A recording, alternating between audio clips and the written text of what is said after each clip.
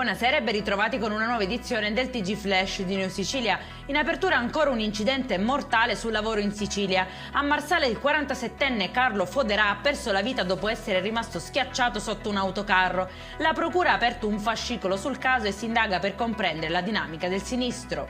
È di 5 feriti il bilancio di un incidente stradale che si è verificato nel primo pomeriggio sulla strada statale nei pressi di Sciacca, nell'Agrigentino.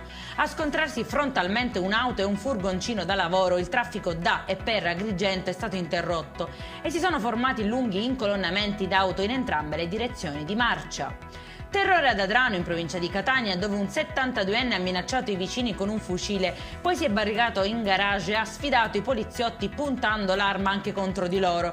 Dopo una breve colluttazione l'anziano è stato disarmato ed è finito in manette. Sequestrato un altro stabilimento balneare alla Daura sul lungomare Cristoforo Colombo a Palermo. Il centro sportivo sarebbe stato trasformato in un ristorante abusivo con tanto di intrattenimento musicale.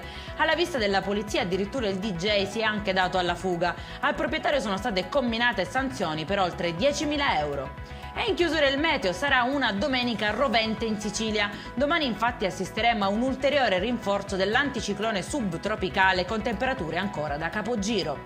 Per questa edizione è tutto, prossimo appuntamento lunedì alle 13:30. Buona serata.